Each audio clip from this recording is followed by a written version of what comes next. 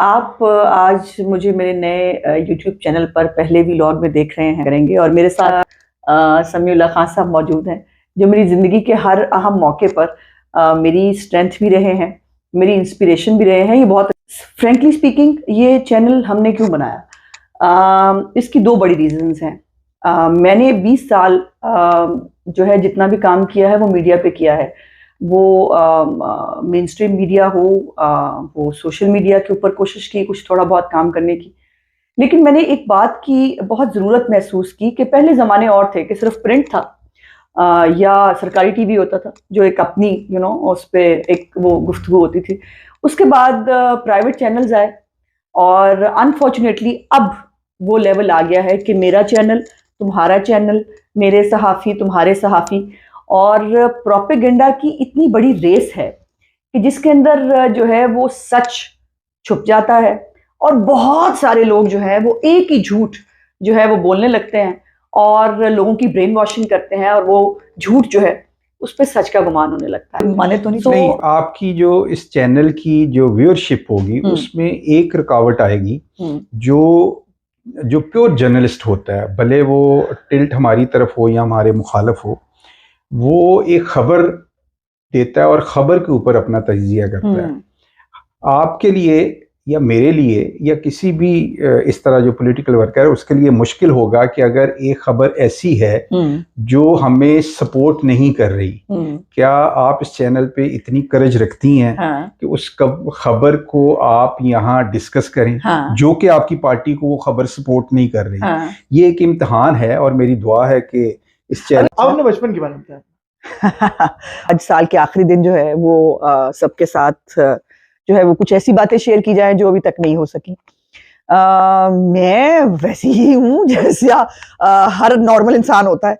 वो अलग बात है कि मुझे पॉलिटिक्स ने बहुत एबनॉर्मल कर दिया है, लेकिन मैं पहले नॉर्मल ही थी पॉलिटिक्स में आने से पहले। और लियो हूँ चूंकि स्टार के हवाले से, तो कायदाना सलाहियतें और वो लाइमलाइट पे रहना और शोहरत और इस टाइप की चीज़ें वो मेरे शायद इनबिल्ट है। और मेरे वालिद साहब जो है मरहूम, वो मुझे हमेशा एक वाकया सुनाया करते थे कि जब मैं पैदा हुई और मुझे जो है वो नर्सरी में बच्चों के साथ रखा गया तो मैं रोती थी तो सारी नर्सरी रोने लग जाती थी। सो उन्होंने फिर नर्स ने जो है वो मुझे लाके वापस मेरी मम्मी के पास कमरे में दे दिया। उन्होंने कहा जी बराए मेहरबानी इसको यहाँ रख लें, ये रोती है, ये बड़ी लीडर है, ये रोती है, हमारे बच्चे भी रोते हैं। सो लीडर है तो वहां से हमें हमारा उस नर्स ਨੂੰ ऐसे लपना चाहिए। ਉਹਨੂੰ ਕਿਵੇਂ पता लग गया सी एडी छेती। हाँ, डैडी का बहुत एक रंग, एक बात मैं ना चाहूं भी ना तब भी आ जाती है और मेरी जिंदगी उनके बगैर कुछ भी नहीं है। इसलिए मेरी हर बात में जब आप बात करेंगे तो अब डैडी की बात फिर इसमें आ गई है ना, मतलब मेरी हर बात में एक स्टोरी है, स्टोरी के अंदर स्टोरी। तो स्टोरी ये है कि मुझे एफएससी में मेरे 7 नंबर कम थे तो मुझे मेडिकल में दाखिला नहीं मिला और मैं बहुत दुखी हुई, मैं इतना रोई, मैंने मतलब कहा मैंने अब पढ़ना ही नहीं है, मैंने कुछ करना ही नहीं है। तो कुछ दिन मैंने सोग मनाया, जब वो सोग जो है वो ज्यादा हो गया तो डैडी ने मुझे बुलाया, तो उन्होंने मुझे कहा कि क्या प्रोग्राम है तुम्हारा। मैंने कहा जी मैंने नहीं अब पढ़ना, मैं बस मेरी बस हो गई। उन्होंने कहा ठीक है मसला ही कोई नहीं, जो है वो तुमने एफएससी कर ली है, कोई बीए पास लड़का ढूंढता हूँ और तेरी शादी कर देता हूँ, तो ठीक है ना पढ़। उसके बाद मुझे लगा कि नहीं काम खराब है, ये गलत हो गया है। सारी की आप बहुत अच्छी करती हैं, वो तो मैडम सारी पर छोड़े पहले वो बहुत हो गई, छोटी सी एक डिफरेंट हो जाए, वो सेम ना करें, कुछ डिफरेंट बुशरा अंसारी की आवाज में ना, जो आप बुशरा अंसारी की आवाज में चले इस तरह कर रहे हैं। बुशरा अंसारी की आवाज में जवाब दे दूं? हाँ, किस बात का? क्या पॉलिटिशियन ना होती तो क्या होती? मुझे लगता है मैं पॉलिटिशियन ना होती तो यकीनन कुछ ना कुछ शोबिज भी कर रही होती, फैशन डिजाइनर होती, मेकअप आर्टिस्ट होती, बस कुछ होती। बहुत मरवा रहे हो मुझे।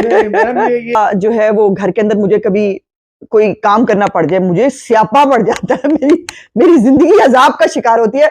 और कितना बहुत पैट्रियोटिक पाकिस्तानी है। So Reham Khan is with me, no other than Reham Khan. अस्सलाम वालेकुम रेहाम। वालेकुम सलाम आसमा। और जो हालात मेरे साथ हुए हैं तो मुझे कोई फेथ नहीं रहा था, और फिर ये भी मैंने नहीं सोचा कि पाकिस्तानी से दोबारा कभी मतलब शादी तो बड़ी दूर की बात है, लेकिन अल्लाह पाक के काम है कि मतलब कहाँ, मतलब ऐसे कैसे हो गया मुझे अभी तक समझ नहीं आई। और इसीलिए जोड़ियां आसमान पे बनती है ना। बिल्कुल बिल्कुल। और अल्लाह मुझे जाती तौर पे पता है कि आप लोगों को किस तरह से जाती तौर पे कितने मसाइल दरपेश रहे हैं। शहबाज गिल जैसा गटर, फयाज चौहान जैसी लंबी जबान, फिरदौस आशिक अवान जैसी भरपूर इखलाकियात से भरी हुई खातून को हम भुगत चुके हैं। में हमको गवारा नहीं करते थे, जो जिनकी सेहत पे हमारी प्रेजेंस बड़ी नागवार होती थी, सलाम करने की भी उनको तौफीक नहीं थी। आज पिछले घंटे में मुझे पता चला कि वो भी कूच कर गए हैं। बिस्मिल्लाहिर्रहमानिर्रहीम, ईद मुबारक। सब बच्चे अभी जान को करें आदाब ईद मुबारक, तो उसके बाद फिर ईदी मिलेगी। चलो जी जल्दी जल्दी आओ जिसको ईदी चाहिए। चलो ये देखो मेरा छोटू बेबी, मेरी जान का छोटा, ये है दानिश, है ना। और दानिश क्या है बीजान का? डॉगी। ऐसे ऐसे आदाब ईद मुबारक। ओए माशाल्लाह मेरी जान का छोटा। अब ये मेरी चिरेल है, ये मेरी एक ही नीश है, मेरी भतीजी है, और हमारे पास थोड़ी लड़कियां हैं और इसको मैं चिरेल कहती हूँ प्यार से, है ना चिरेल। तो चलो चिरेल अब वो करो, आओ जी। आदाब ईद मुबारक। नहीं इतने बड़े बड़े बच्चों को आदाब ईद मुबारक। भाई साहब ये किस लाइन में आ गए आप? बच्चों को मैं ईदी दे ही नहीं रही भाई, ये इतने बड़े हाथ खोल के जल्दी से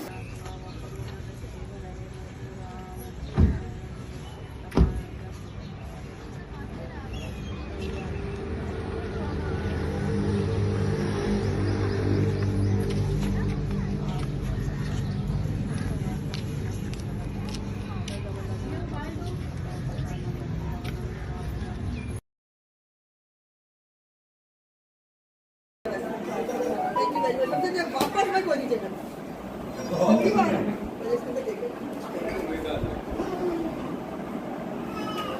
वापस नहीं दे रहा, मैं बता रही हूँ आपको। हाँ ये दूसरी साइड, ये सारी दूसरी साइड। ओह माय गॉड, दूसरी साइड पे दिया। Okay thank you very much सभी साहब, कितने अच्छे हैं। और अगर कैमरा बंद होने के बाद आपने मुझे पर वापस पा गया वो अच्छा नहीं होगा। सवाल दोबारा आपका वीलॉग जो है वो डिस्टर्ब करिए। I wanted to show you this picture.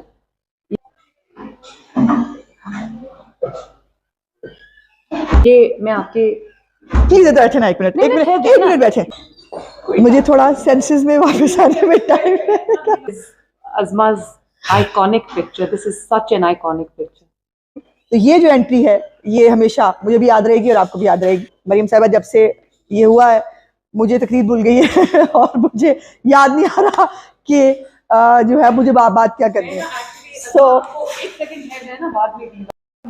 मैं दोबारा आपका वीलॉग जो है वो डिस्टर्ब करिए। I wanted to show you this picture.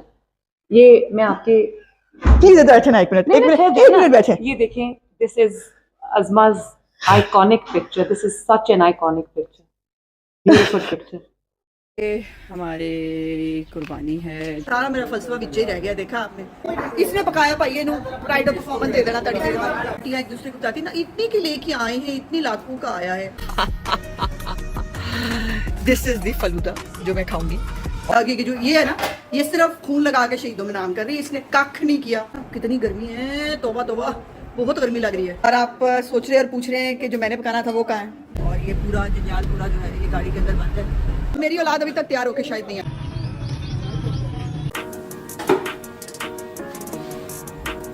Barbecue जो है वो तकरीबन तैयार है, खाना कोई खाने के लिए तैयार नहीं है। ये सारे लूडो खेल रहे हैं। Media not allowed here. क्यों मीडिया क्यों नहीं अलाउड इधर? चल तू किचन में आ गए हैं और यहाँ कोई कड़मास टाइप चीज़ है इस वक्त। ये सुरैया जो है ना, ये बहुत अच्छी बच्ची है, इसने बहुत सारा खाना पकाया, लेकिन नहीं, मेरी भाभी ने भी पकाया। और ये जो ये है ना, ये सिर्फ खून लगा के शहीदों में नाम कर रही है, इसने कख नहीं किया, बिल्कुल कख नहीं किया इसने। और ये एमी अब जो है डिशों में डाल के शौकी बनी हुई है अपनी तरफ से। तो अब मुझे ये अगर खाली मिलेगा, मीडिया नॉट अलाउड हियर। क्यों मीडिया क्यों नहीं अलाउड इधर? चल तू ये अब चिकन पुलाव ठीक है, अच्छा ओके, लेकिन मुझे अपना खाना तो पकाना है। तो ये ज़रा प्लीज़ ये सुरैया बीबी ये ज़रा खाली कर दें। ये अगर आप चूल्हे खाली कर दें तो मैं फिर एंट्री मारूंगी। हाँ हजूर, मेरी प्यारी मामा, ये मेरी मामा, इसने पकाया भाई, इनू प्राइड ऑफ परफॉर्मेंस दे देना तड़ी मेरे भाई। हाँ, और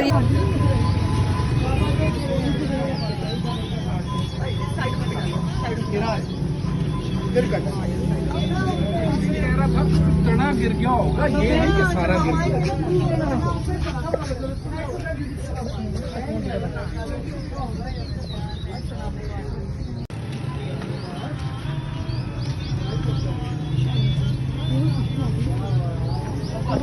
हमें टिकट ही नहीं मिली, जवाब हो गया, टिकट नहीं मिली।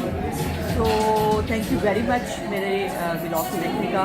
तो आज हमने मंसूर अली खान को अपने नहीं, उनके स्टूडियो में हमने अपने सामने बिठाया, लेकिन चेयर मैंने चेंज की है मंसूर की, लेकिन यहाँ बैठने का एक ऑरा ही और है। मंसूर ऐसे लग रहा है कि जैसे मतलब आज आया है ऊंट पहाड़ के नीचे। आपके साथ ना वैसी एक रिलेशनशिप इस तरह का बन गया कि आप बड़ी बहनों की तरह जो है, आपसे डांट भी पड़ती है। जीते रहो। हाँ, डांट भी पड़ती है। हाँ, सब चलता है हमारे बीच में। तो और मंसूर को मुझे लगता है कि अगर कोई डांट सकता है, आप डांट सकते, तो वो सिर्फ मैं हूँ। ये फैक्ट है। तो किसी ने डांट पड़वानी हो तो मुझसे ये फैक्ट है, ये बिल्कुल फैक्ट है। बड़ा मुश्किल लग रहा है वैसे मैंने। मुश्किल लग रहा है।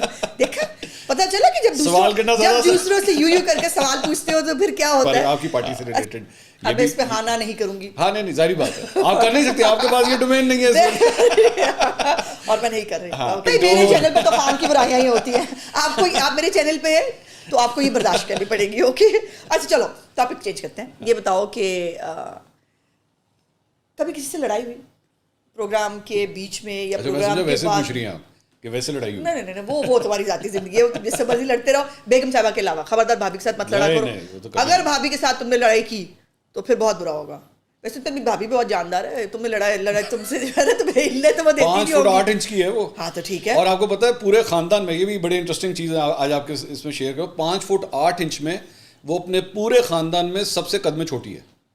आप जरा अंदाजा करो, मैं पंगा ले सकता। हाँ, बेहतर है तुम्हारे हाथ। मेरी सास जो बिल्कुल डर के रहना। मुझे बहुत एक्साइटमेंट होती है, मुझे बहुत मजा आता है कि जब मेरे वो कलीग्स, मेरे वो मेहरबान जिनके साथ मैं जो है वो एक और रोल में हुआ करती हूँ, और जब उनके साथ मुझे टेबल टर्न करना पड़ता है, और जब मुझे मौका मिलता है कि मैं भी जरा इन लोगों से जरा सवालात पूछूं, ये जो हमें हर वक्त बिठा के सवालात पूछते हैं।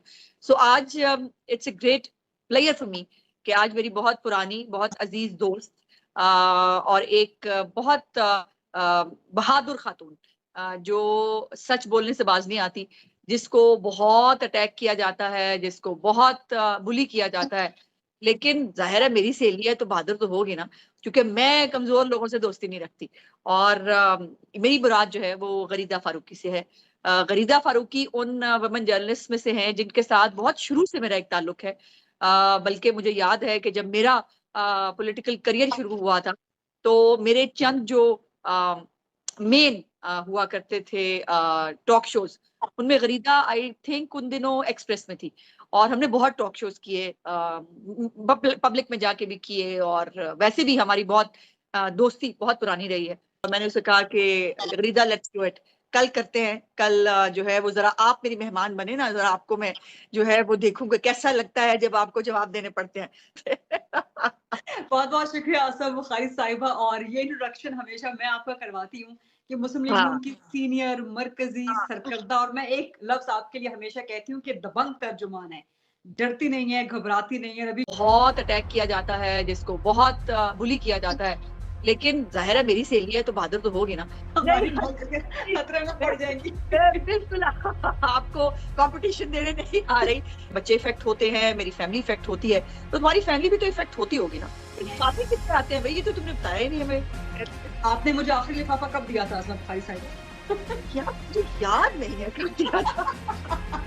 तो चाबियां दे दी जाए तो टिंग टिंग टिंग टिंग टिंग बोलना शुरू कर, तो इसकी वो वही ना ऑडियो कॉल है जहाँ पे रॉ का वो भारतीय ऑफिसर में आ जाएंगे, वो वहाँ खड़ी हुई पुलिस के साथ हमले शुरू कर देंगे। तो ऐसे पाकिस्तान मुखालिफ, ऐसे पाकिस्तान दुश्मन अनासिर हैं कि जो जहाँ तक खाते हैं उसी को छेद कर, जो सच को सच और झूठ को झूठ कहने को और मुंह पे कहने को जो है वो ये है एक हक समझते हैं।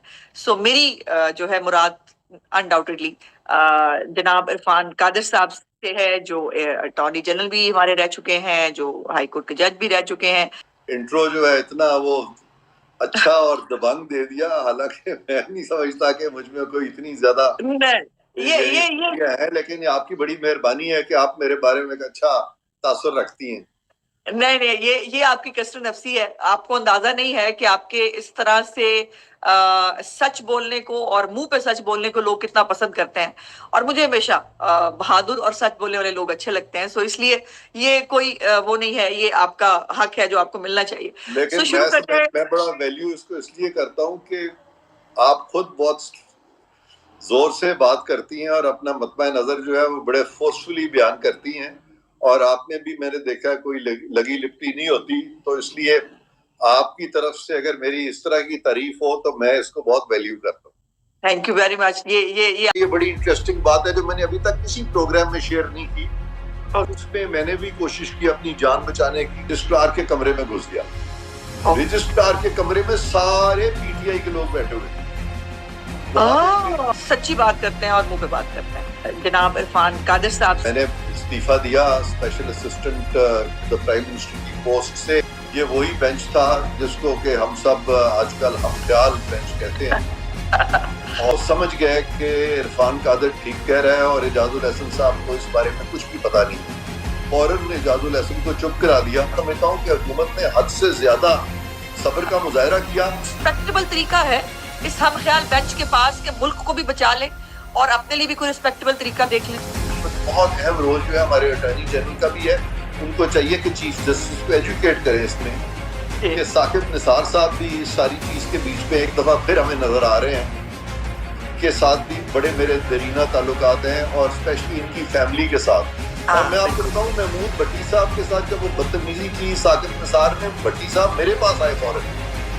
कोई प्रोविजन किसी कानून का है जहाँ जज को इम्यूनिटी है फ्रॉम प्रोसिक्यूशन। सीट की कुर्बानी देना और कलमा हक जो है वो अदा करना, ये हर एक की बस की बात नहीं। हम जनरल कमर जावेद बाजवा और उनके ज़ाहिर है जो उनके दस्ते रास्त फैज हमीद साहब थे, उनके दौर हुई, इससे पहले कभी नहीं। लिस्ट तैयार होती थी, वो चीफ जस्टिस साहब के पास मार्किंग के लिए बाद में जाती थी, पहले इन लोगों के पास पहुंची हुई होती थी। जमाना आपकी मीटिंग है फैज हमीद साहब से, उसकी तो कुछ डिटेल बताइए। तमाम चीजों को रिविजिट होना चाहिए। They are bound to be revisited। Nasir Saeed खोसा साहब का अपने बारे में क्लेम ये था या उनका तासुर ये था कि उनको क्रिमिनल लॉ का बहुत पता, तो हमने कब्जा तो नहीं किया हुआ। मैंने कहा अगर आपने कब्जा नहीं किया हुआ तो ये अगर जगह आपको किसी भी अथॉरिटी की तरफ से अलॉट शुदा है तो वो मुझे पेपर्स दिखा दें कि सर फैज हमीद साहब से मिनिस्टर नवाज शरीफ के केस के बाद। तो मैंने कहा जी वो तो अभी जजमेंट ही नहीं आई सर, कोई मेड श्योर ये सारा We made sure। हाँ, तो इस पर फिर उन्होंने कहा था सर इस तरह तो हमारी 2 साल की मेहनत ज़ाया हो गई।